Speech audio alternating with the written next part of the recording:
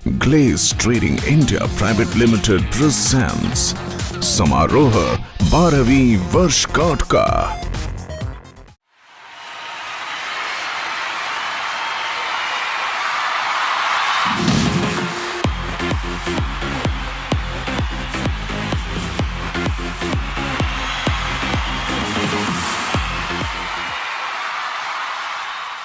जितना आपने मान दिया इतनी मेरी औकात नहीं।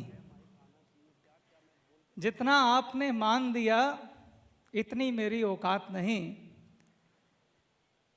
तुमने बना दिया, तुमने बना दिया, तुमने बना दिया, तुमने बना दिया।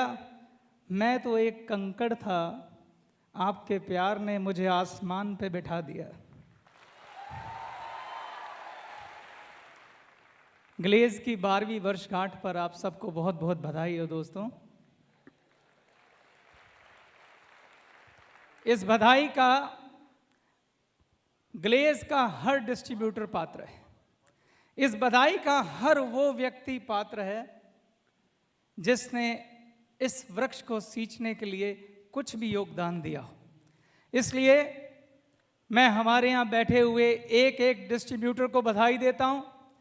उन सभी वेंडर्स को बधाई देता हूं जो इतने बेशकीमती प्रोडक्ट आपके लिए बनाते हैं।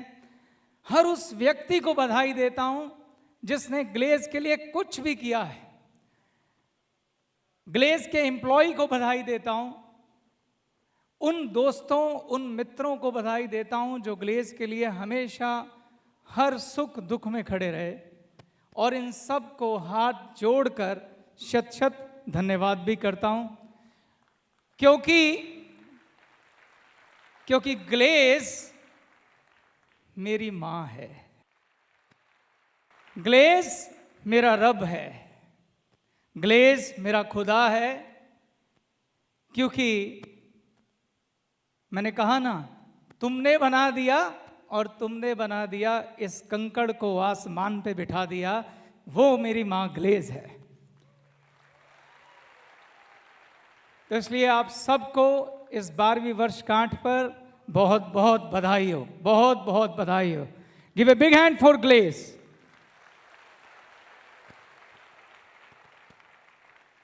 मुझे आज भी याद है, आज से 12 साल पहले मैं, संजीव, हमारे सरबजीत, सुमित और बहुत सारे डिस्ट्रीब्यूटर साथी, हमने मिलकर ये कंपनी एक छोटे से ऑफिस से शुरू की थी। ऑफिस छोटा था मगर इरादे बड़े थे, ख्वाब बड़े थे, सपने बड़े थे। और वो कारवां जो शुरू हुआ तो आज पूरे भारत में इस 12वीं वर्षगांठ को मनाने के लिए एक भी ऐसा स्टेडियम नहीं मिला जहां हम अपने परिवार के हर सदस्य को बुला पाते और इस फंक्शन को मना पाते।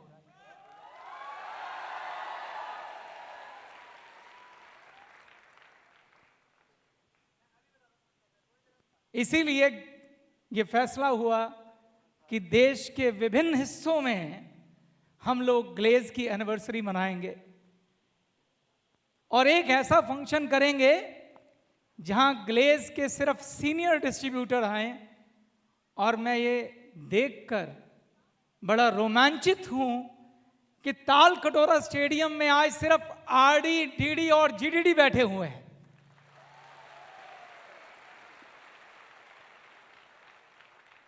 $18 लाख डिस्ट्रीब्यूटर से बड़े इस परिवार को देखकर मुझे किसी ने कहा कि चेतन भाई, आपकी ग्लेज की 12वीं वर्षगांठ पर आपको बहुत बहुत बधाई हो। लगता है आपने अब वो मुकाम पा लिया है जिसका आपने कभी 12 साल पहले ख्वाब देखा था।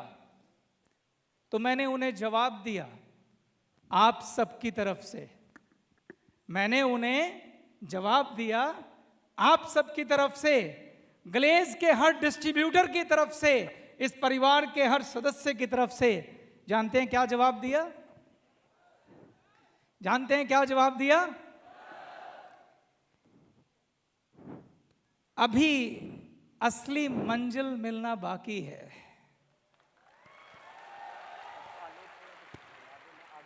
अभी असली मंजिल मिलना बाकी है, अभी इरादों का इम्तिहान बाकी है। अभी असली मंजिल मिलना बाकी है, अभी इरादों का इम्तिहान बाकी है। अभी तोली है जमीन मुट्ठी भर, अभी तोलना आसमान बाकी है।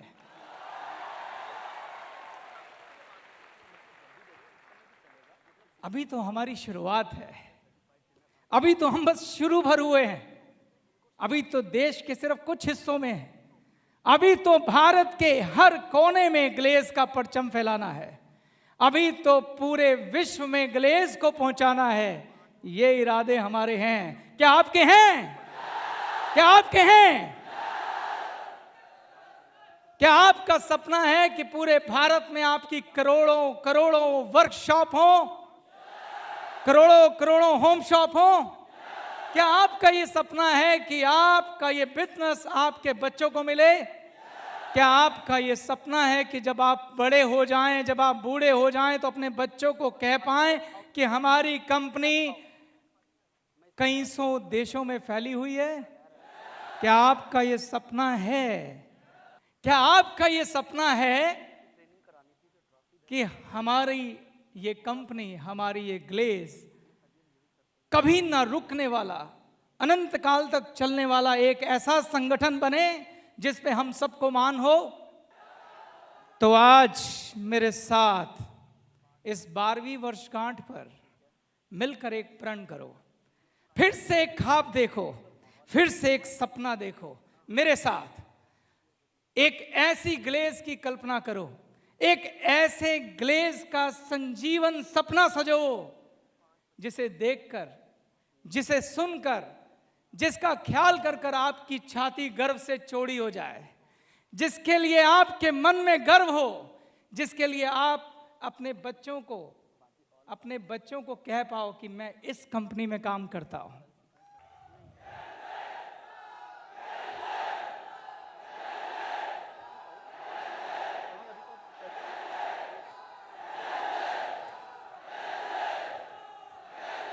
Go! Go! Go! एक ऐसी कंपनी जिसका एक एक डिस्ट्रीब्यूटर ईमानदारी, ऊंचे चरित्र, ऊंचे आदर्शों का मालिक होगा। एक ऐसी कंपनी जिसके प्रोडक्ट की क्वालिटी का दावा हर गली में हर व्यक्ति करेगा। एक ऐसी कंपनी जिसका एक एक डिस्ट्रीब्यूटर आग के समान पवित्र होगा। एक ऐसी कंपनी जहां पे लीडर्स का विकास होगा। एक ऐसी कंपनी जिसका हर डिस्ट्रीब्यूटर संवेदनशील होगा। एक ऐसी कंपनी जिसका हर डिस्ट्रीब्यूटर अपने आप में एक कंप्लीट लीडर होगा, जो समाज के प्रति जागरूक होगा, जो लोगों के लिए संवेदनशील होगा, जहां पे लोगों का जीवन बदलेगा। मेरा ये ख्वाब है और मैं चाहता हूं आप सबका ख्वाब मेरे ख्वाब में मिल जाए कि ग्लेज को हम एक ऐसा संगठन बनाएं, एक ऐसी फैक्ट्री बनाएं जहां जिंदगियां बनती हो दोस्तों, जिंदगियां, जहां लोगों का जीवन बदलता हो। खाली पैसा कमाने की जगह नहीं होनी चाहिए ग्लेज, यहां जीवन बदलना चाहिए। जो व्यक्ति इस पावन भूमि पे कदम रख दे उसका जीवन बदल जाए।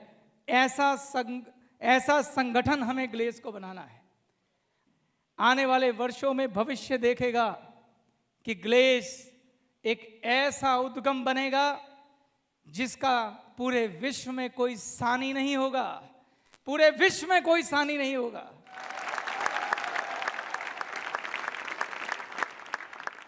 लेकिन ऐसा कब होगा? उसके लिए क्या करना पड़ेगा? ये सपने कैसे पूरे होंगे? उसके लिए कुछ भी करना पड़े, मैं उसके लिए तैयार हूं। क्या आप तैयार हैं? अभी थोड़ी देर पहले इस स्टेज के ऊपर बहुत सारे माननीय अतिथि आए हुए थे, जिन्होंने बोला था कि हमारे माननीय प्रधानमंत्री ने मेक इन इंडिया का नारा दिया है। मैं आपसे ये कहना चाहता हूं कि अभी हम भारत भूमि पे हैं, अभी हम विश्व की ओर भी रुख करेंगे। आने वाला वक्त इस बात का गवाह बनेगा कि हम उन जगहों पे जाके ग्लेज का परचम लहराएंगे जहां से नेटवर्क मार्केटिंग या डायरेक्ट सेलिंग आई है। हम उन्हें सिखाएंगे काम कैसे होता है।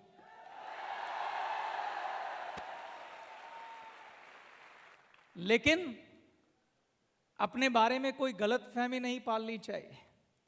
जब इतना बड़ा सपना है तो उसके लिए खुद को तराशने की जरूरत है।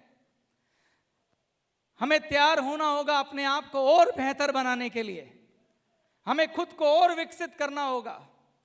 हमें अपने आप को प्रोफेशनल बनाना होगा, अपने ऊपर काम करना होगा।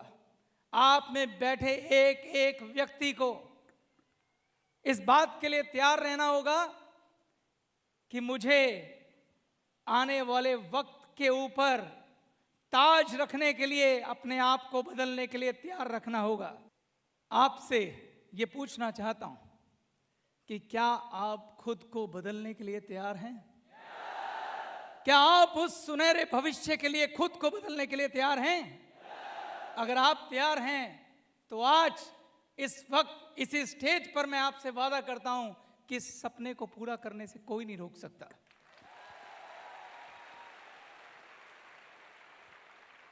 मैं आज आपको कुछ सिखाने के लिए आया हूं, और जो मैं आपको सिखाना चाहता हूं उसके लिए आज मैं पहली बार ग्लेज में खुद की शेयरिंग करूंगा। मैं अपनी शेयरिंग करूंगा। मैं आपको अपनी डिस्ट्रीब्यूटरशिप, जब मैं डिस्ट्रीब्यूटर बना था और मैं कैसे लाइफ में आगे बढ़ा, उसकी कहानी आपके साथ शेयर करूंगा। दोस्तों, मेरा जन्म उत्तर प्रदेश के सहारनपुर जिले में मोहल्ला जाफर नवाज में हुआ था। मैं एक गरीब परिवार से था। पैसों की तंगी का ये आलम था कि जब मैं सहारनपुर में 10वीं पास की तो हमारा पूरा परिवार सहारनपुर से दिल्ली आ गया। मेरे 2 भाई हैं और 2 बहनें हैं। कुल परिवार में हम 7 लोग हैं। दिल्ली में एक एरिया है ख्याला। उस ख्याला में एक मोहल्ला है विष्णु गार्डन। उसमें एक कमरे के मकान में हम 7 लोग किराए पे रहते थे और उस समय किराया था 700 रुपये। मैंने दिल्ली में गवर्नमेंट स्कूल से 11th एंड 12th किया, फिर दिल्ली यूनिवर्सिटी से बीएससी ऑनर फिजिक्स किया। लेकिन अपनी पढ़ाई पूरी करने के लिए मुझको ट्यूशन पढ़ाना पड़ता था। मैं अपनी लाइफ में हर बात के लिए, अपनी लाइफ में जब भी आगे बढ़ना चाहता था तो हर बात के लिए मैं पैसों की वजह से रुक जाता था। मैं इंजीनियरिंग करना चाहता था तो मेरे फादर ने हाथ खड़े कर दिए कि हमारे पास फीस के लिए पैसे नहीं हैं। मुझे अपनी पढ़ाई पूरी करने के लिए ट्यूशन पढ़ानी पड़ती थी।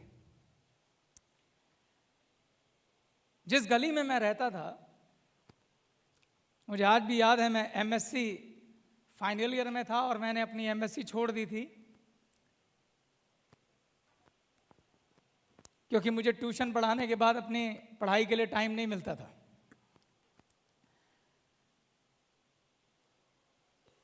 मेरी गली में ही मेरा एक दोस्त रहता था, बहुत प्यारा दोस्त, बहुत अच्छा दोस्त था। एक दिन वो बहुत एक्साइटमेंट में मेरे पास आया कि चेतन, तू हमेशा कहता कि कुछ काम बता, पैसे कमाने हैं, पैसे कमाने हैं।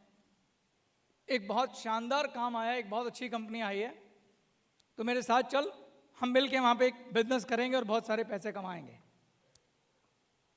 मैंने उससे पूछा, भाई क्या काम है ये तो बता। कहता वो नहीं बताऊंगा, तो मेरे साथ चल, मेरे बड़े भैया भी वहाँ पे कर रहे हैं, वहाँ चल के करेंगे। मैंने काफ़ी पूछा मगर उसने नहीं बताया।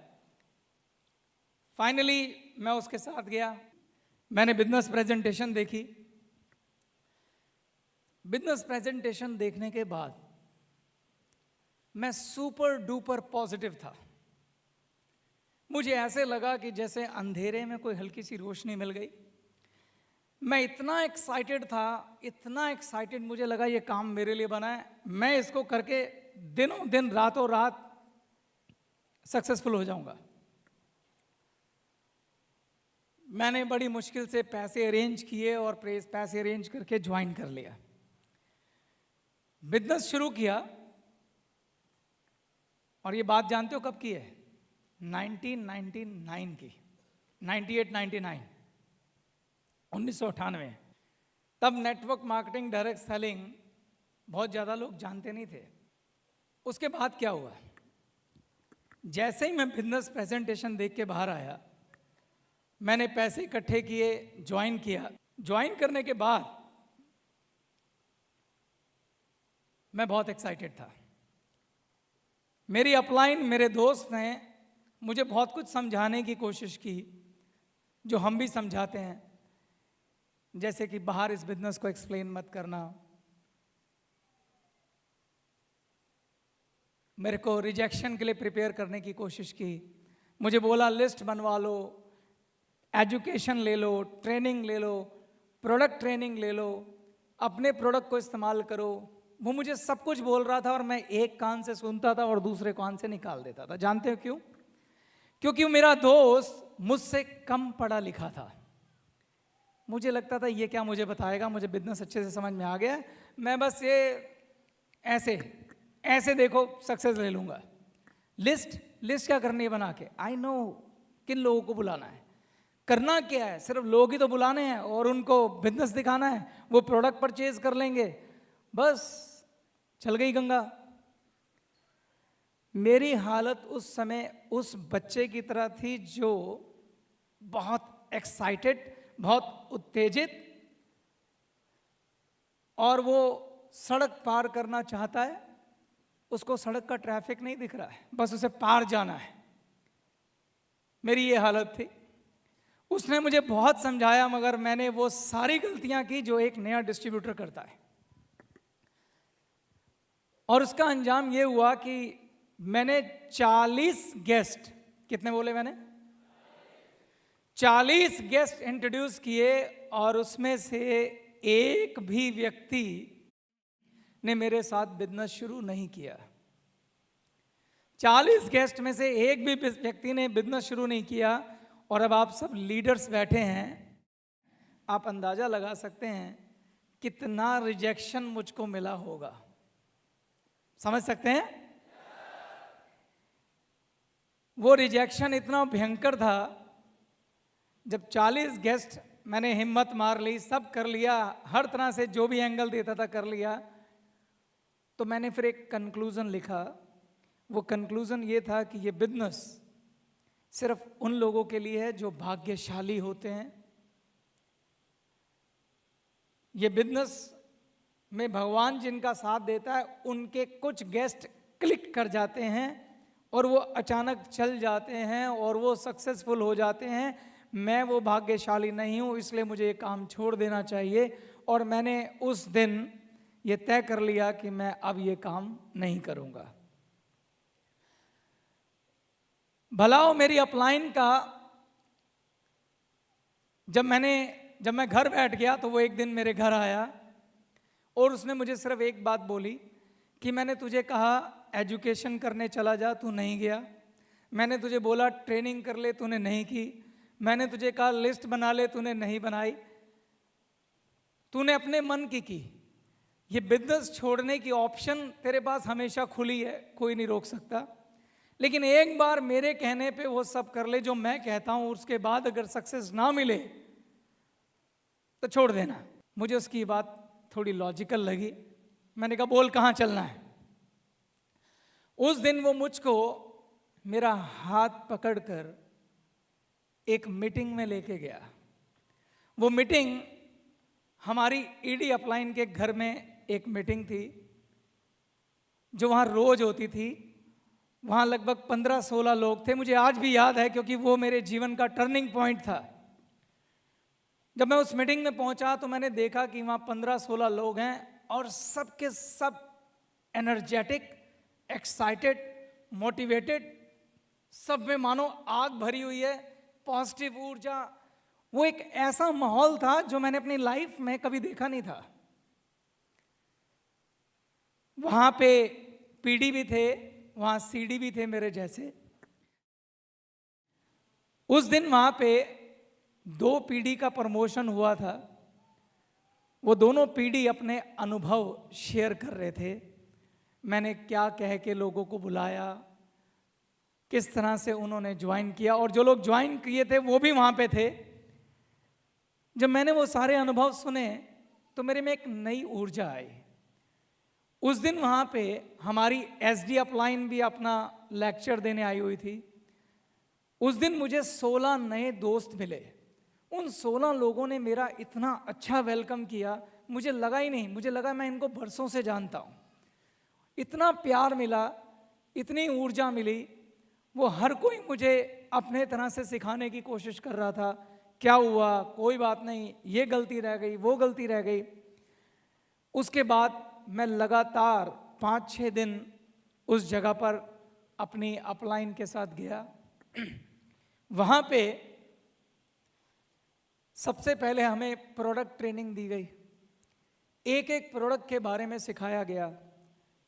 पहली बार मैं समझा कि हमारे प्रोडक्ट में कितनी जान है। मुझे अपने प्रोडक्ट पे कॉन्फिडेंस आया। दूसरी शिक्षा हमें दी गई कि अपने प्रोडक्ट को इस्तेमाल करो। उसके बाद वहीं पर बिठाकर एक वर्कशॉप हुई जिसमें मेरी लिस्ट बनवाई गई। पहली बार मैं समझा कि मेरी लिस्ट में 500-600 लोग हैं। उससे पहले मुझे समझ ही नहीं आ रहा था, मुझे लग रहा था मेरी लिस्ट खत्म हो गई। वहीं बैठकर हाउ टू सेल, वहीं पर जीआईजी काउंसलिंग की ट्रेनिंग, और सबसे अच्छी चीज जो वहां होती थी, हर बात के लिए सब लोग अपने अनुभव शेयर करते थे। जो पीडी बना था वो बताता था मैंने कैसे अप्रोच किया। जो पीडी बना था वो बताता था कि मेरी रिटेल शॉप कैसे चलती है, मैं कैसे लोगों को प्रोडक्ट बेचता हूं। वहां लोग अपने अनुभव शेयर करते थे कि मैंने काउंसलिंग की, गेस्ट के ये सवाल थे और उनके मैंने ये आंसर दिए। हर बात के लिए वहां अनुभव शेयर किए जाते थे। हमारी ईडी अपलाइन ने पूरा एक पेपर तैयार किया हुआ था जिसमें उसने गेस्ट और कस्टमर द्वारा पूछे गए संभावित प्रश्न और उत्तर दोनों लिखे हुए थे, जो वो अपने तरीके से वहां पे रोल मॉडलिंग करके सिखाते थे। मुश्किल से 7 या 8 दिन में मुझे एक एक बात समझ में आ गई कि मैंने क्या क्या क्या क्या गलतियां की है। उसके बाद मैंने ऑफिस में जाके कंपनी के ट्रेनिंग प्रोग्राम अटेंड किए, बहुत सारे ट्रेनिंग प्रोग्राम अटेंड किए। फिर मैंने एक लिस्ट बनाई अपनी अपलाइन के साथ, और मैंने उसके बाद 20 गेस्ट इंट्रोड्यूस किए। और दोस्तों, अगले इन 20 गेस्ट में मुझे 4 लोगों ने ज्वाइन किया।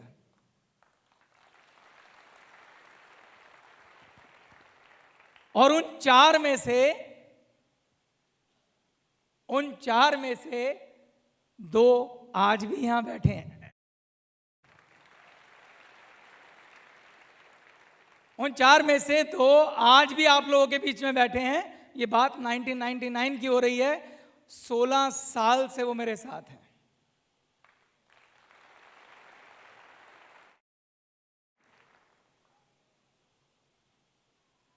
उसके बाद मैं जब पीडी बना, मैंने काउंसलिंग की। 4 से अगले ही महीने में ईडी बना। जब मैं ईडी बना तो प्रिंसिपल ऑफ डुप्लीकेशन का फॉलो करते हुए मैंने अपने ही मोहल्ले में एक स्कूल में इवनिंग आवर्स में 2-3 घंटे के लिए स्कूल का एक कमरा बुक कर लिया। और जैसे हमारी ईडी अपलाइन एक सेंटर चलाती थी, मैंने भी वो सेंटर शुरू कर लिया।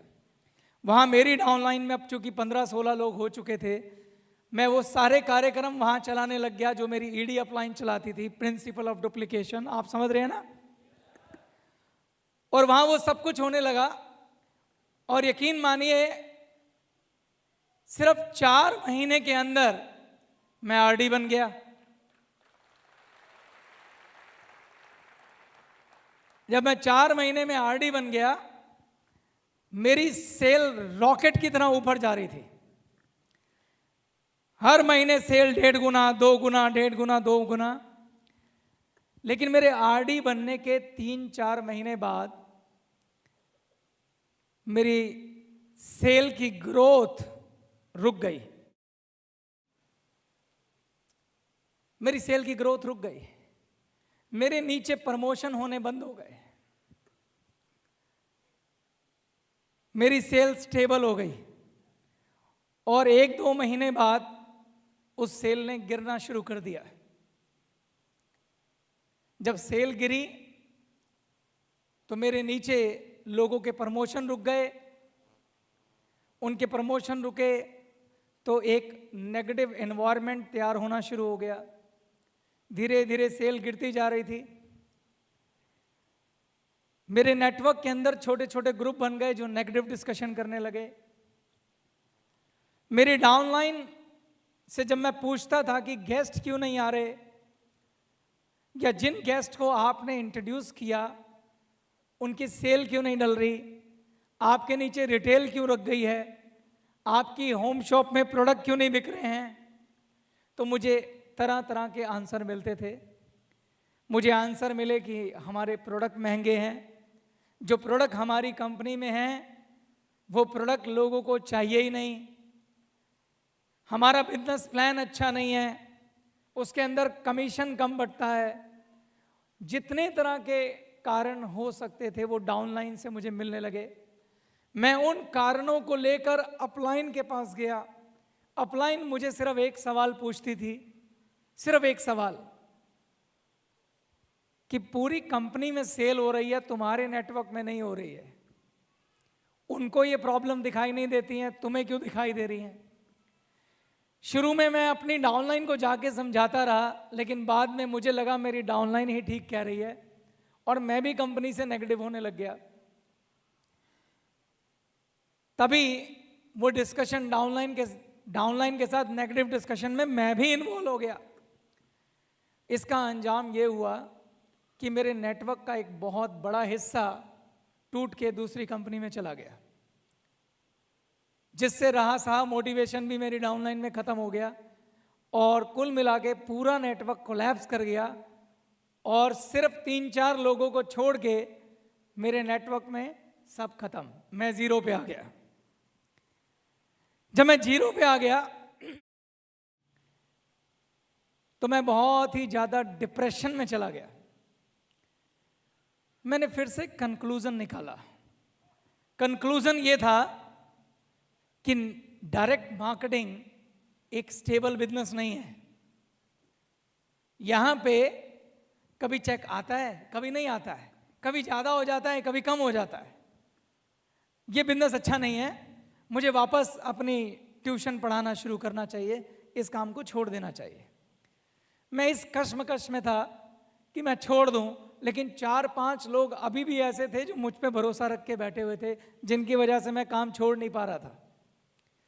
तभी उन दिनों हमारी एक अपलाइन बॉम्बे से दिल्ली आई। मैं उनके साथ बैठा, मैंने उनको सब बताया कि मेरा ऐसे नेटवर्क सारा कोलैप्स कर गया और मैंने उन्हें बड़े कॉन्फिडेंस के साथ बोला कि ये वजह थी, कंपनी के प्रोडक्ट अच्छे नहीं थे, बिजनेस प्लान अच्छा नहीं था, ये नहीं था, वो नहीं था, जिस वजह से मेरा नेटवर्क बैठ गया।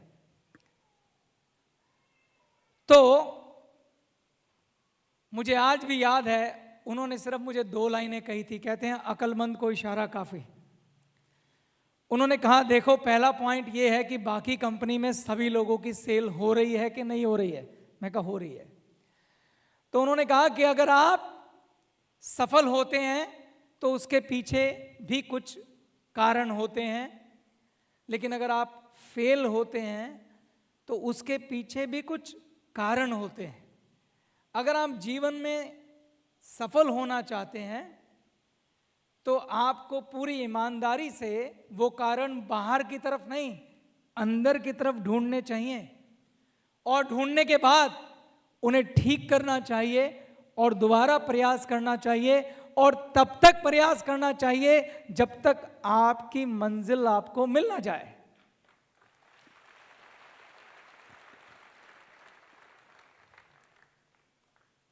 मैंने इस बात को समझा। उन्होंने कहा कि अपनी कमियां ढूंढना सबसे मुश्किल काम है। अगर तुम ये मुश्किल पार कर गए तो सफलता तुम्हारे कदमों में होगी। फिर आपने वो सुना है ना, गिरते हैं शेर सवार ही मैदाने जंग में, वो तिफल क्या जो घुटनों के बल चले। तो हमने उस दिन डिसाइड किया दोस्तों अपने 4 साथियों के साथ कि जंग दोबारा शुरू होगी।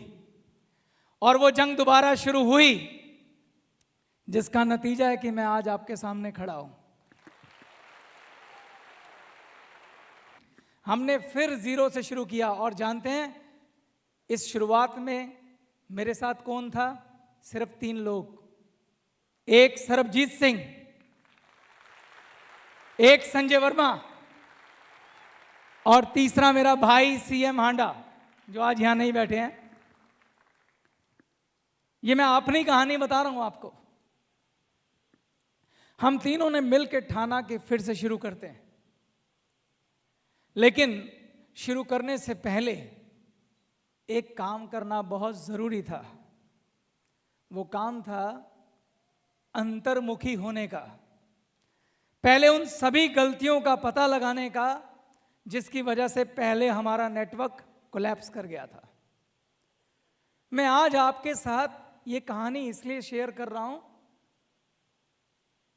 कि अगर मेरी इस कहानी से आपको कुछ भी सीखने को मिल जाए तो ये 12वीं वर्षगांठ सफल हो जाएगी।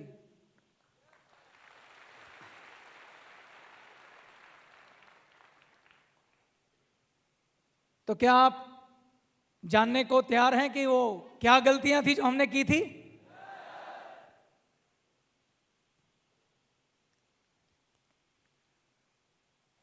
मैंने ध्यान से अपने रिकॉर्ड्स को खंगाला। अच्छी बात यह थी कि मैं अपने नेटवर्क का पूरा रिकॉर्ड रखता था। कितने नए लोग ज्वाइन हुए, कितने गेस्ट आए, कितनी रिटेल हुई, कितनी सेल हुई, वो सब मेरे रजिस्टर में दर्ज रहता था। मैंने ध्यान से देखना शुरू किया कि हमारे गेस्ट आने कब कम शुरू हुए। जिन जिन नेटवर्क के अंदर गेस्ट कम आए उन लोगों से बात की तो समझ में आया, एक ही बात समझ में आई, सारे कंक्लूजन को बता रहा हूं आपको। जिस किसी के नेटवर्क के अंदर नया ब्लड इग्नोर होगा, नया ब्लड कौन? न्यू डिस्ट्रीब्यूटर, वो नेटवर्क कोलैप्स कर जाएगा। वो नेटवर्क कोलैप्स कर जाएगा। जिस प्रकार का ट्रीटमेंट एक नए डिस्ट्रीब्यूटर को मिलना चाहिए, जब किसी नेटवर्क में वो नए डिस्ट्रीब्यूटर को मिलना बंद हो जाता है तो वो नेटवर्क कोलैप्स हो जाता है। आपको याद है मैंने आपको अपनी कहानी में बताया था कि मैंने 40 गेस्ट इंट्रोड्यूस किए थे। ऑलमोस्ट मैंने बिजनेस तभी छोड़ दिया था। अगर उस वक्त मेरी अपलाइन ने मेरा हाथ ना पकड़ा होता तो डायरेक्ट मार्केटिंग की तारीख में चेतन हांडा कोई नाम नहीं होता।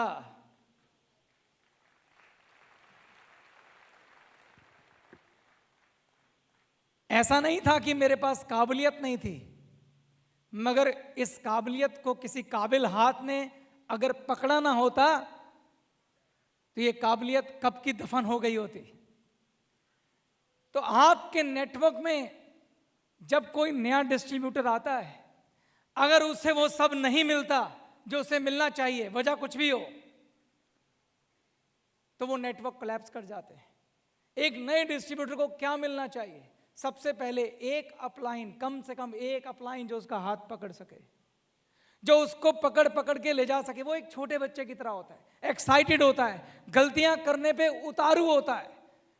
वो बाहर भी बात करेगा, कोई हाथ पकड़ के उसे सब कुछ सिखाए, कोई हाथ पकड़ के उसे हर ट्रेनिंग क्लास में लेके जाए, क्योंकि वो नया है, उसे नहीं मालूम क्या जरूरी है और क्या नहीं जरूरी है।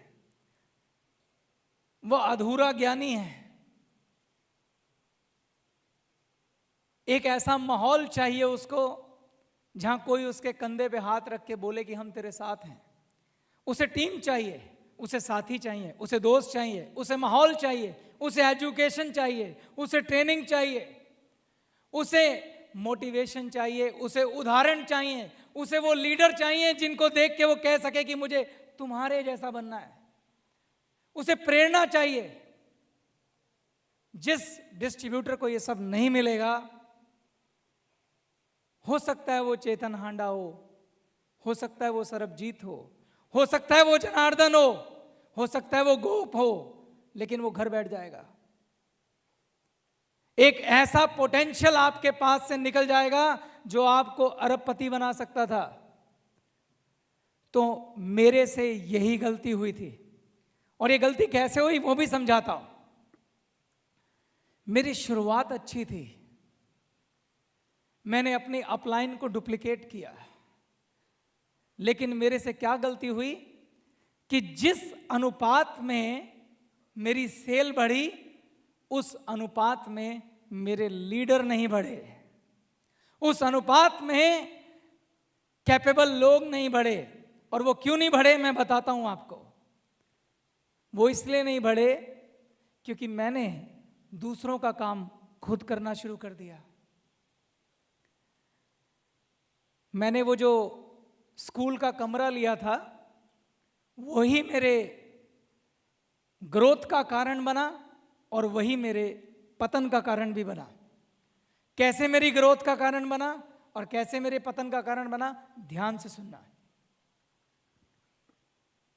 जब मैं पीडी बना, पीडी बनने के बाद मैं सीडी से बताता हूं। जब मैं सीडी था और जब मैंने 60 गेस्ट इंट्रोड्यूस किए, 40 में तो मैं गलतियां करता रहा, जो बाद के मैंने 20 गेस्ट इंट्रोड्यूस किए। जब मैं ट्रेनिंग ले चुका था तो मुझे समझ में आया कि थियोरेटिकल ट्रेनिंग से बहुत ज़्यादा ज़रूरी है प्रैक्टिकल ट्रेनिंग, जो मुझे मेरी अपलाइन ने ही सिखाया था। और प्रैक्टिकल ट्रेनिंग मैदान में मिलती है, कमरों में नहीं।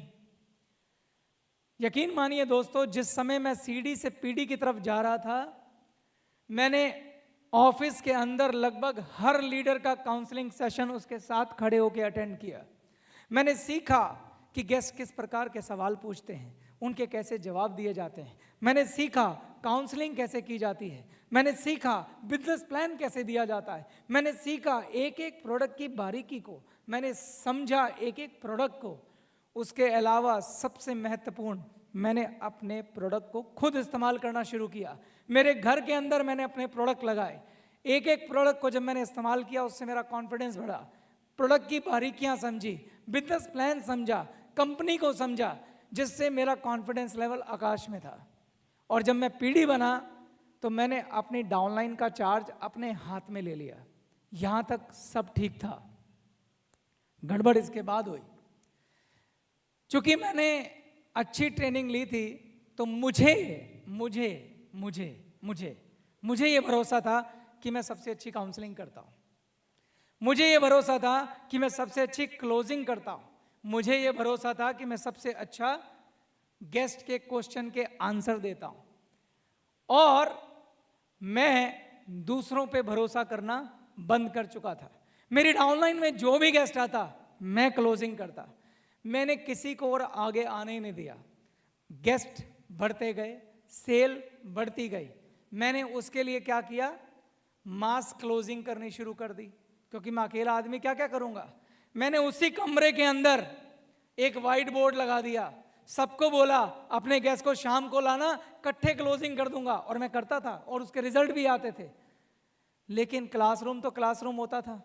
मैं ये ना समझ पाया कि एक दिन ये क्लासरूम छोटा पड़ जाएगा, एक दिन ये मास क्लोजिंग काम नहीं आएगी। धीरे धीरे गेस्ट बढ़ते गए, सेल बढ़ती गई, लोग बढ़ते गए। चेतन हांडा पूरा ना पढ़ पाया।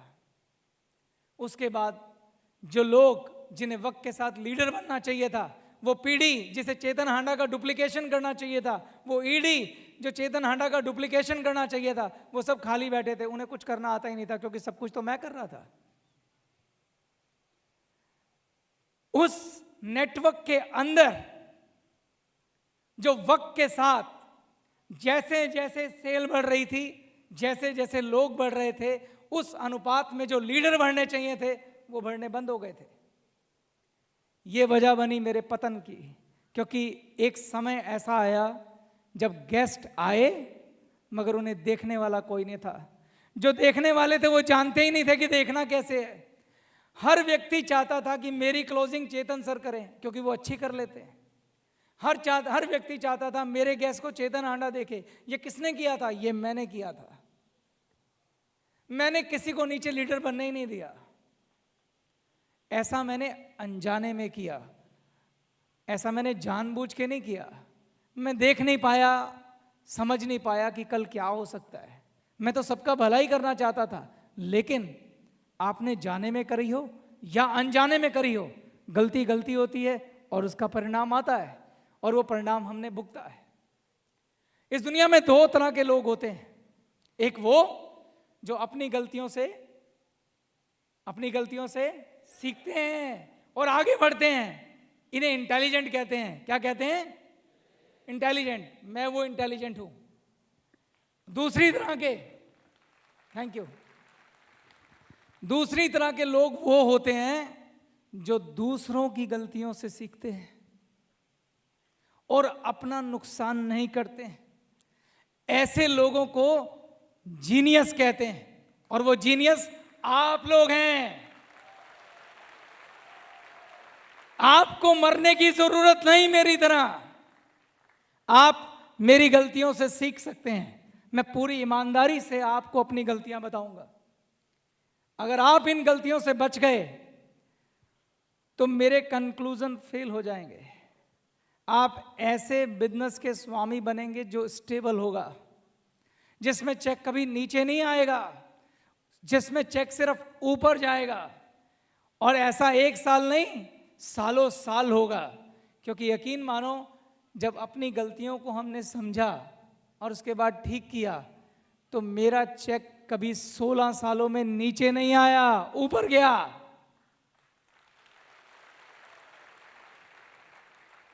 मैं आपको खाली ये नहीं बता रहा हूं हमने क्या गलतियां की, मैं आपको ये भी बताऊंगा कि इन गलतियों को ठीक करने का तरीका क्या है। तो क्या आप समझ पाए मैंने क्या गलती की थी? एक लाइन में एक बात सिर्फ आप याद रखना, जिस नेटवर्क में नया ब्लड इग्नोर होता है, जिस नेटवर्क में नया डिस्ट्रीब्यूटर इग्नोर होता है, उसका पतन शुरू हो जाता है। तो काम करने की ऐसी व्यवस्था डिजाइन की जानी चाहिए, काम करने का ऐसा तरीका अपनाया जाना चाहिए कि जिस अनुपात में सेल बढ़े, उसी अनुपात में काबिल लीडर विकसित हों जो उन्हें संभाल सकें। अगर उस अनुपात में काबिल लीडर विकसित नहीं होंगे तो आपका वही हश्र होगा जो मेरा हुआ था। मैं भाग्यशाली था कि मैं गिर के संभल गया। मैं जानता हूं मेरे बहुत सारे नौजवान दोस्त गिर के संभलते भी नहीं, चले जाते हैं। तो बात करें कि क्या करना होगा। मैंने आपको हल बताया। आपको लीडर विकसित करने की कला आनी चाहिए।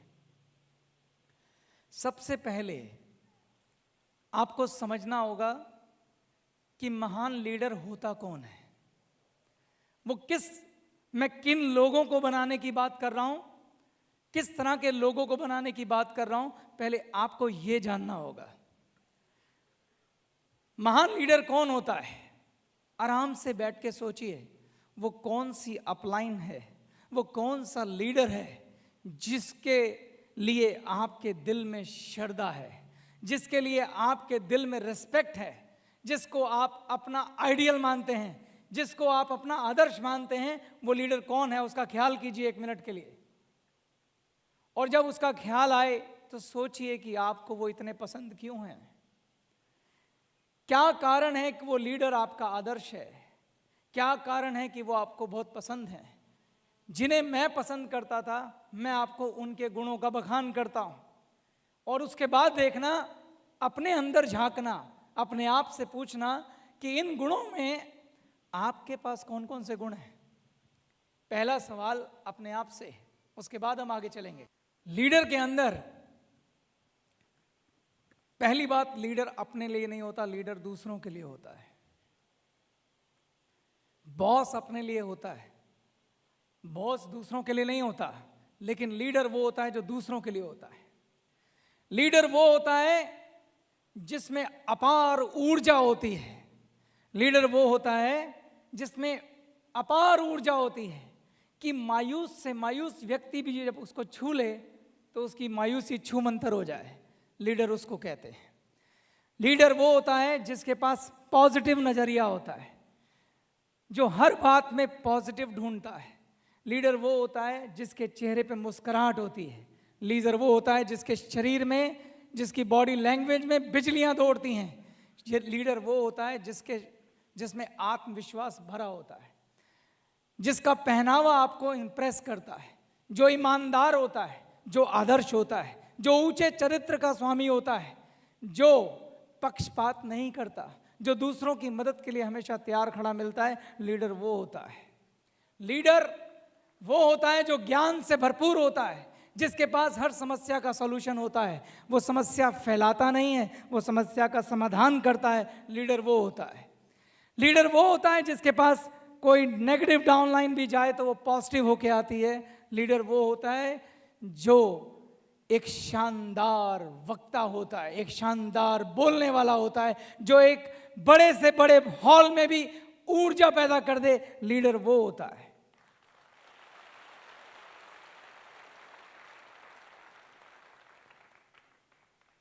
अपने आप से पूछिए कि क्या आप वो लीडर हैं? क्या आप वो लीडर हैं जो आपकी डाउनलाइन के मन में संभावनाएं जगाते हो? क्या आप वो लीडर हैं जो अपनी डाउनलाइन के मन में ऊर्जा जगाते हो? क्या आप वो लीडर हैं जो अपनी डाउनलाइन से बेस्ट परफॉर्म करवाते हैं? क्या आप वो लीडर हैं जो लोगों की क्षमताओं से ज़्यादा उनसे कुछ करवा के दिखाते हैं? क्या आप वो लीडर हैं जो लोगों में ये विश्वास पैदा कर देते हैं कि तुम कर सकते हो, तुम कर सकते हो और तुम कर डालोगे? क्या आप वो लीडर हैं? क्या आप वो लीडर हैं? ये आपकी राय है अपने बारे में, अच्छी बात है, लेकिन ये राय आपके डिस्ट्रीब्यूटर्स, आपकी डाउनलाइन की आपके बारे में होनी चाहिए, और आपको उनसे पता जरूर करना चाहिए कि वो आपके बारे में क्या राय रखते हैं। और जब पता चल जाए तो जो चीज़ों पे आप पूरे हैं उन पे इत्मीनान कीजिए, लेकिन जिन पे अधूरे हैं उन पे काम कीजिए।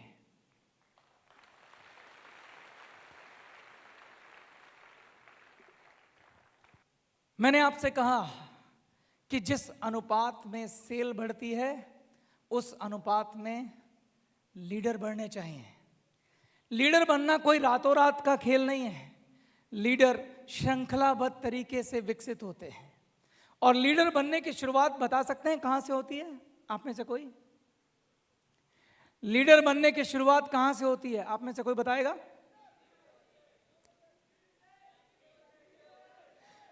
बिल्कुल ठीक, बिल्कुल ठीक, बिल्कुल ठीक। सीडी लेवल से होती है। जो दर्द मैं जिया ही नहीं, उस दर्द का हल क्या करूं? जो दर्द मैं जिया ही नहीं, उस दर्द का मैं हल क्या करूं? तो लीडरशिप सीडी लेवल से शुरू होती है।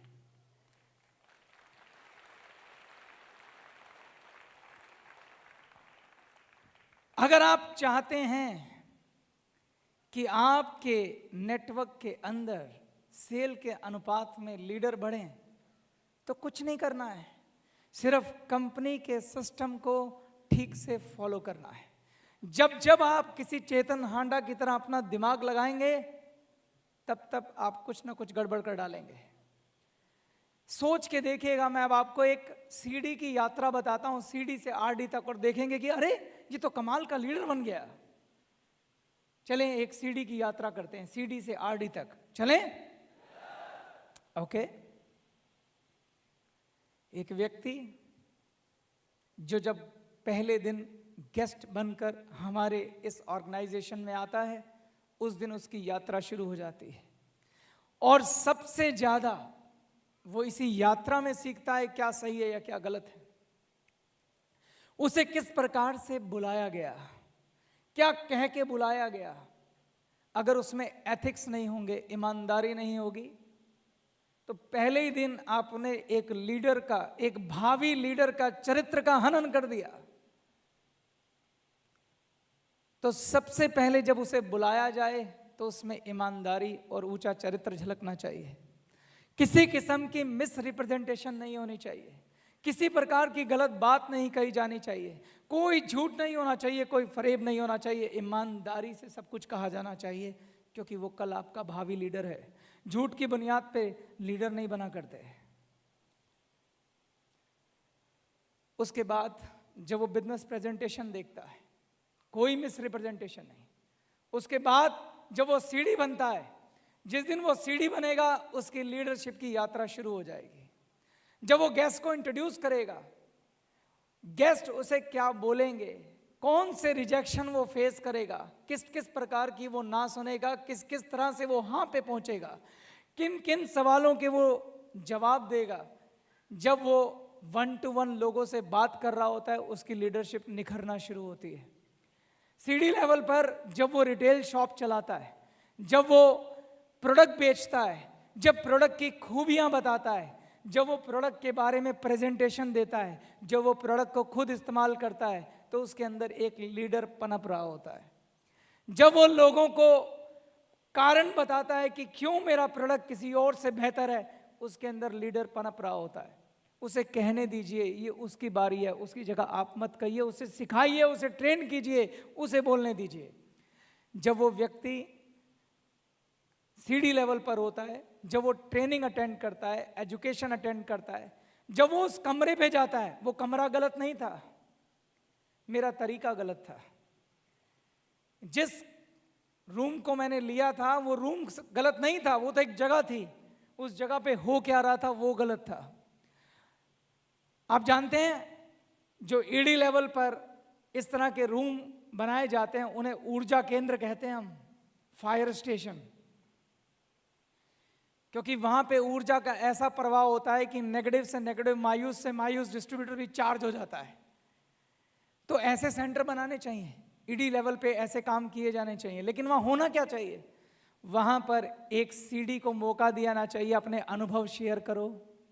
कैसे अनुभव, आपने गेस्ट को इनवाइट किया, गेस्ट ने क्या बोला, आपने प्रोडक्ट ट्रेनिंग दी, प्रोडक्ट ट्रेनिंग में आपने क्या सीखा।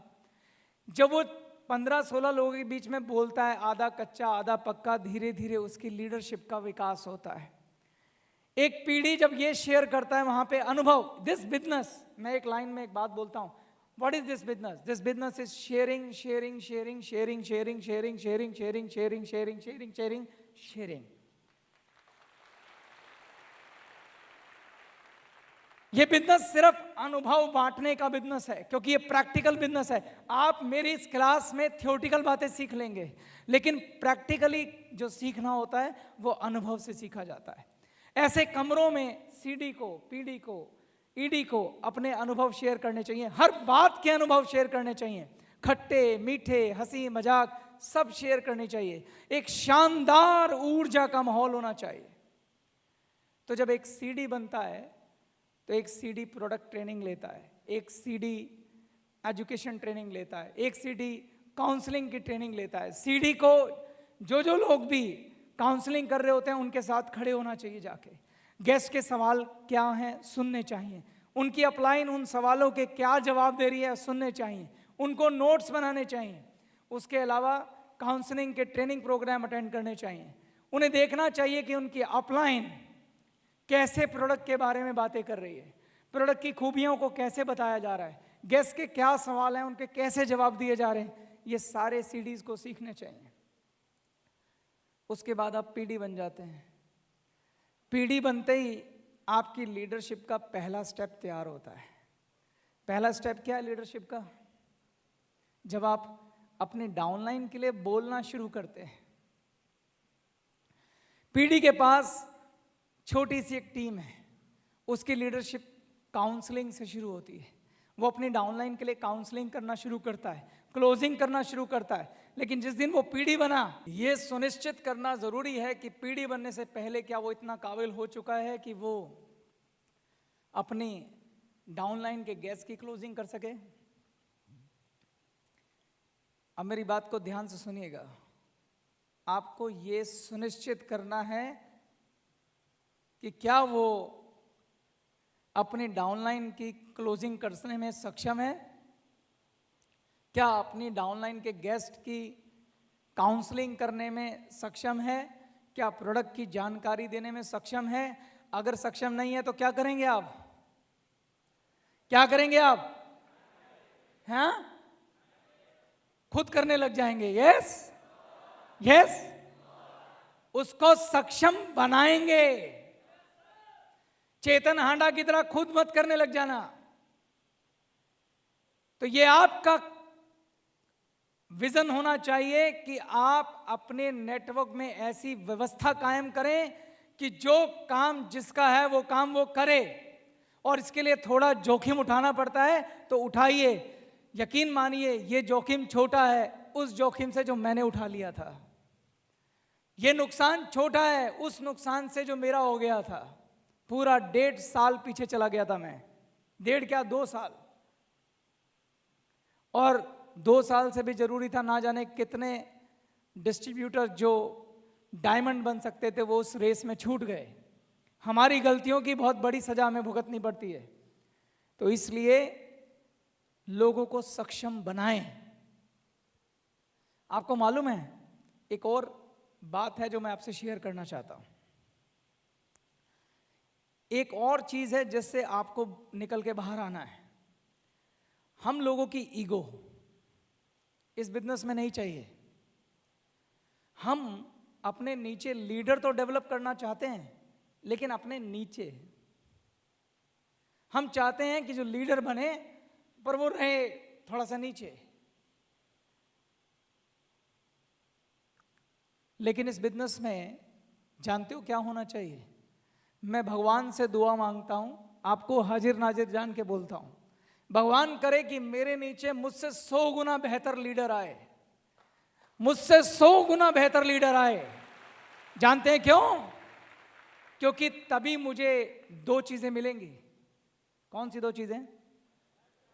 Money freedom and financial freedom. मैं चाहता हूं मेरा नेटवर्क काबिल लोग चलाएं। मैं ये नहीं चाहता मेरा नेटवर्क मुझसे कम क्षमता वाले लोग चलाएं। अगर आप एक बार विचार करके देखिए कि ये सिलसिला शुरू हो जाए। चेतन हांडा ने नीचे 4 लीडर विकसित किए। मान लो मैं 100% एक लीडर हूं, समझाने के लिए बोल रहा हूं। मैंने 80% लीडर तैयार कर दिए कि भाई मेरी सेल्फ रेस्पेक्ट रहनी चाहिए, they should be leader but at 80% level. Business क्या है? हमारा बिजनेस डुप्लीकेशन का बिजनेस है। जैसा मैंने सोचा वो भी ऐसा ही सोचेंगे। उसके बाद उन्होंने भी 4 लीडर तय किए, मगर उन्होंने अपने नीचे 80% डाउन कर डाले, यानी मेरे हिसाब से वो 60% नीचे हो गए। धीरे धीरे लीडर्स की क्वालिटी जैसे जैसे नीचे जाएंगे घटती जाएगी। और उसके बाद वही होगा जो मेरे नेटवर्क का हुआ। क्योंकि ये सेम बात है, आपके यहां आने वाले नए ब्लड को वो अच्छे लीडर मिले ही नहीं, क्योंकि आप उन लीडर्स को विकसित करने में कंजूसी दिखा गए। तो इसलिए जब आप अपने नीचे लीडर विकसित करते हैं तो उनको नीचे नहीं अपने साथ विकसित कीजिए। इसलिए ये लाइन गलत है कि अपने नीचे लीडर विकसित करो। इसकी जगह ये लाइन बनाओ कि अपने लीडर्स की टीम बनाओ। क्या बनाओ? टीम जो आपके साथ खड़े हो सके, जो आपके बगल में खड़े हो सके, जो आपके बिल्कुल साथ हो। जब आपकी डाउनलाइन उस टीम को देखे तो वो फर्क ना कर पाए, वो ये कहे अरे ये तो सारे के सारे स्टार हैं, किसी को भी पकड़ लो, एक जैसी बात बोलते हैं, एक जैसा सोचते हैं, एक जैसे आंसर होते हैं, एक जैसा हुनर है इन सब में। ऐसी टीम का गठन करो, सब के सब 100%, कोई 99% नहीं चाहिए।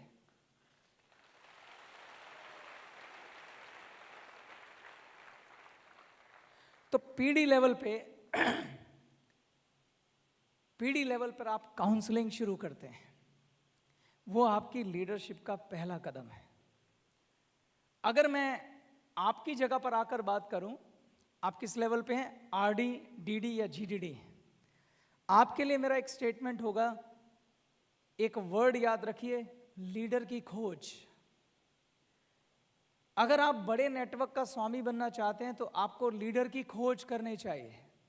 लीडर दो तरह के होते हैं, एक जो नॉर्मल प्रैक्टिस में अच्छे लीडर बन जाते हैं, एक ऐसे लीडर भी होते हैं जो एक्स्ट्रा ऑर्डिनरी क्रिज्मेटिक पर्सनैलिटी होते हैं,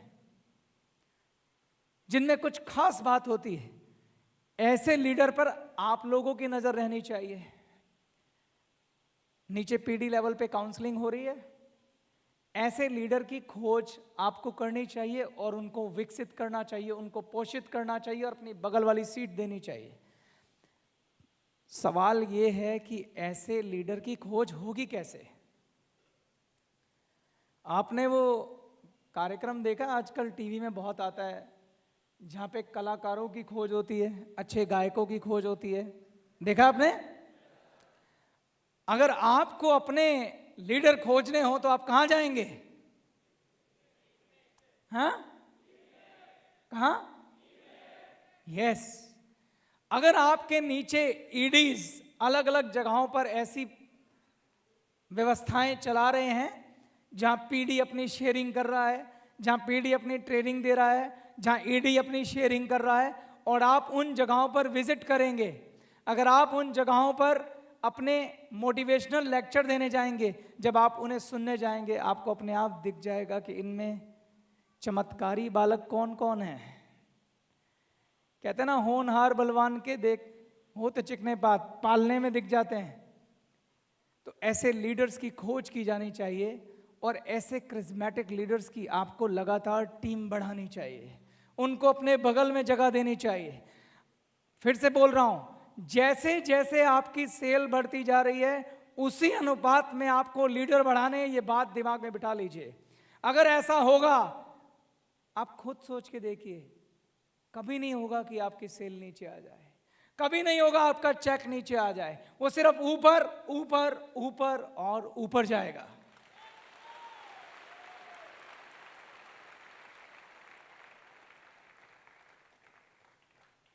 तीसरी महत्वपूर्ण प्रमोशन है ईडी लेवल। आपको एक बात याद होगी, जब मैं अपनी शेयरिंग आपके साथ कर रहा था, मैंने कहा कि मुझे अपनी गलतियों को ढूंढना था कि मेरा नेटवर्क कोलैप्स क्यों हुआ। बताएंगे मैंने कैसे ढूंढा, कैसे मैंने पता लगाया कि मेरी क्या गलतियां हैं? मैं बता चुका हूं आपको। क्या किया था मैंने? अपने रिकॉर्ड्स चेक किए थे। अगर मैंने रिकॉर्ड्स नहीं बनाए होते, अगर मैं रजिस्टर में नहीं लिखता होता, अगर मैंने जानकारियां नहीं लिखी होती, तो मैं कभी उस कंक्लूजन पे नहीं पहुंच पाता कि आखिर गलती हुई कहां। ईडी लेवल एक ऐसा लेवल है जहां पर आपको अपने डाउनलाइन के रिकॉर्ड्स रखने चाहिए, हालांकि पीडी को भी रखने चाहिए, पर ईडी को कंपलसरी रखने चाहिए। ईडी एक सेमी लेवल का लीडर होता है। जहां भी प्रेजेंटेशन चल रही है, ईडी के पास अपना रजिस्टर होना चाहिए। जितने गेस्ट आ रहे हैं, किसने इंट्रोड्यूस किया, उन गेस्ट की डिटेल उसको लिखनी चाहिए। कितनी सेल हुई उसको लिखनी चाहिए, कितना रिटेल हुआ उसको लिखना चाहिए। इनके बंधे बधाए फॉर्मेट हैं, किताबों में दिए हुए हैं, आपको सिर्फ बनाने और लिखने हैं। आपकी नजर हमेशा रहनी चाहिए कि आपका सेल वर्सेस गेस्ट का रेशो क्या है। कितने गेस्ट आ रहे हैं, कितनी सेल हो रही है। अगर ये रेशो ज्यादा हो गया तो इसका मतलब आपको सोचना चाहिए कोई गड़बड़ है। या तो कोल्ड मार्केट में काम हो रहा है, या अप्रोच में गड़बड़ है, या कुछ और गड़बड़ है, उसके लिए अपलाइन के साथ बैठ के डिस्कस किया जाए। लेकिन ये तभी आप पता लगा पाएंगे जब आपकी नज़र रहेगी कि गेस्ट और सेल का रेशो क्या है, कितने गेस्ट पे कितनी सेल हो रही है। और आपको क्या रिकॉर्ड रखना चाहिए? आपको रिकॉर्ड रखना चाहिए कि आपके यहां सेल की ग्रोथ क्या है। अगर एक लिमिट से ज्यादा ग्रोथ हो गई है तो भी ध्यान देने की जरूरत है, एक लिमिट से कम ग्रोथ हुई है तो भी ध्यान देने की जरूरत है कि कोई ना कोई कारण अवश्य है।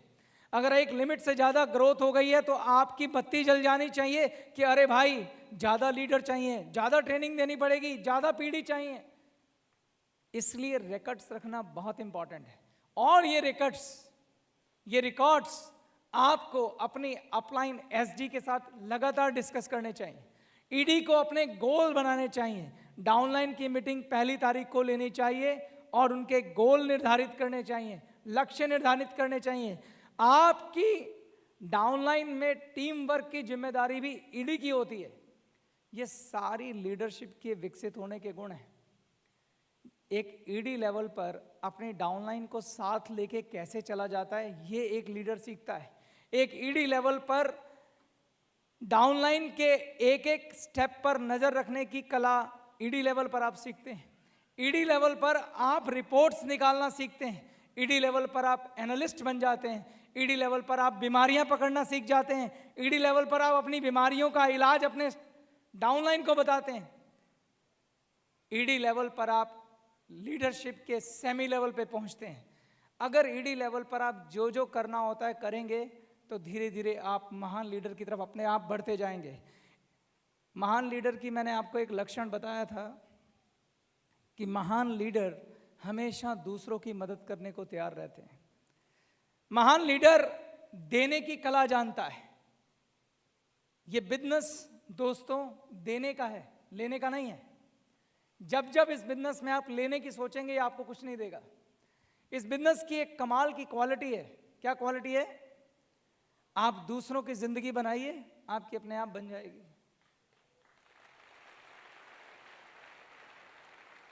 तो महान लीडर हमेशा अपनी डाउनलाइन के प्रमोशन की बात करते हैं। They never talk about their own promotion. वो कभी अपने प्रमोशन की बात नहीं करते। प्रमोशन अपना ना होता हो ना हो, लेकिन वो डाउनलाइन के प्रमोशन के लिए जान लड़ा देते हैं। ईडी लेवल पर ये सीखने की आवश्यकता है। वो गोल बनाते हैं तो ये नहीं कहते कि मुझे एसडी बनना है, वो ये कहते हैं कि मेरे नीचे जितने पीढ़ी हैं इनको ईडी बनाना है। वो जब गोल बनाते हैं तो अपना गोल नहीं बनाते, अपनी डाउनलाइन के लिए गोल बनाते हैं। ऐसा लीडर आपको तैयार करना चाहिए, ऐसा माहौल आपको तैयार करना चाहिए। एसडी लेवल पर जब आप पहुंचते हैं तो आप मास प्रेजेंटेशन कंडक्ट करते हैं। 2-4 एसडी मिलकर मास प्रेजेंटेशन कंडक्ट करते हैं, वहाँ पे शेयरिंग करते हैं, पूरा का पूरा फंक्शन ऑर्गेनाइज करते हैं।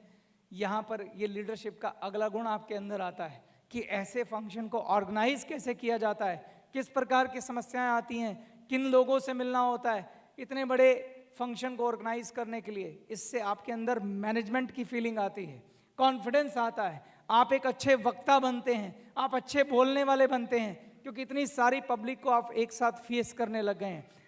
मैंने आपसे बोला कि अगर एक व्यक्ति जो कभी स्टेज पे चढ़ा नहीं और उसको मैं बोलूं कि यहां पर आके भाषण दो, लाते कांप जाएंगे।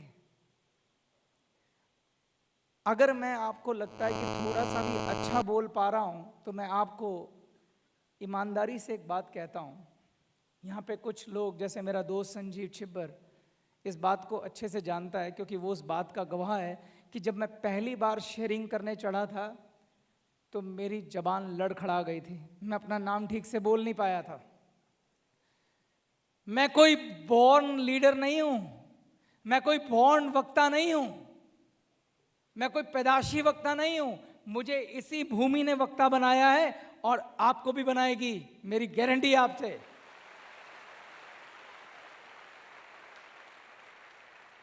लेकिन ये सिलसिला सीडी लेवल पे शुरू हो जाता है। इसलिए मैंने बोला कि ग्लेज में वो दम है कि लोगों की जिंदगी बदल सकता है। तो एसडी लेवल पर एक एसडी का काम होता है कि डाउनलाइन को सम्मानित करना। जिन डाउनलाइन ने कुछ कर गुजरा है उनको सम्मानित करना, जिन डाउनलाइन ने अच्छा किया है उनकी तारीफ करना, उनको स्टेज पे बुलाना, ऐसे फंक्शन ऑर्गेनाइज करना जैसे कि अचीवमेंट डे महीने में कम से कम एक बार करना चाहिए, और ये जिम्मेदारी एसडी लेवल पे होती है। एसडी को भी सारे रिकॉर्ड्स रखने चाहिए, एसडी को अपनी ईडी के संपर्क में रहना चाहिए, उसे लगातार उसका रजिस्टर चेक करना चाहिए, उसे चेक करना चाहिए कि किन जगहों पे गैस सेल रेशो में दिक्कत है, किन जगहों पे गैस कम आने शुरू हो गए हैं, ताकि जाके पता किया जाए क्या वहाँ ये वाली बीमारी तो नहीं लग गई कि लीडर ना विकसित हो रहे हों, किसी ने चेतन हांडा की तरह कोई एक्सपेरिमेंट तो नहीं कर दिया वहाँ पे। ये सब काम एसडी करता है। और आरडी वो सब करता है जो एसडी करता है, लेकिन आरडी मास लेवल पर ट्रेनर बन चुका होता है। एसडी और आरडी ऑलमोस्ट सभी क्लासेस के ट्रेनर, सर्टिफाइड ट्रेनर बन चुके होते हैं। वो लोग वॉलंटियर सर्विसेज करते हैं, वो बड़ी बड़ी मीटिंग्स ऑर्गेनाइज करते हैं।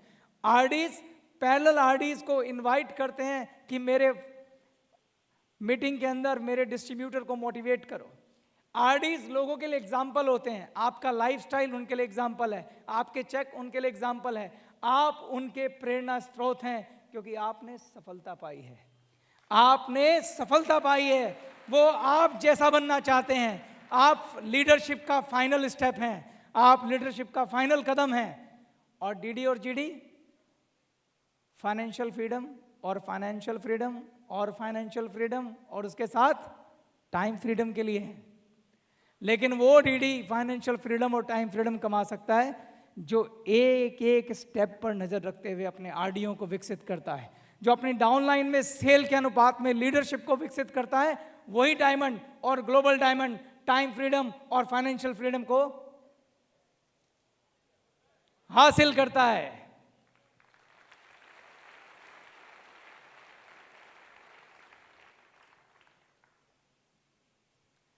दोस्तों, आप सभी आरडी, डीडी या जीडीडी लेवल पर हैं। मैं अच्छे से जानता हूं कि जो मेरे साथ हुआ, कहीं ना कहीं कुछ लोग यहां बैठे होंगे जिनके साथ ये सब हुआ होगा। मैं आप लोगों के लिए फिर से एक शेर बोलता हूं, गिरते हैं शेर सवार ही मैदान जंग में, गिरते हैं शेर सवार ही, एक बार फिर से, गिरते हैं शेर सवार ही, वो तिफल क्या जो घुटनों के बल चले। दोबारा उठिए, खड़े हो जाइए, अपनी गलतियों को स्वीकार कीजिए। कोई बुराई नहीं है, मैं भी कर रहा हूं यहां से, आप भी कीजिए, क्योंकि जब जब आप अपनी गलतियों को स्वीकार करेंगे तो सुधार की संभावनाएं बढ़ेंगी। सुधार की संभावनाएं जब बढ़ती हैं तो सफलता की संभावनाएं बढ़ती हैं। और जरूरी अहम नहीं है, जरूरी सफलता है। अहम से कुछ नहीं होता, सफलता से सपने पूरे होते हैं। तो अपने सपनों का आह्वान कीजिए, उठिए और एक ऐसी ग्लेज का निर्माण कीजिए, एक ऐसी ग्लेज कंपनी बनाइए जो पूरे वर्ल्ड में, हर देश में अपना परचम लहराए।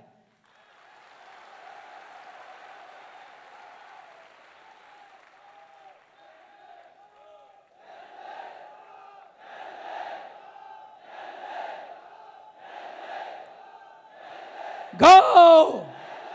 Go! Go! Go! Go! Go! Thank you very much. Thanks a lot.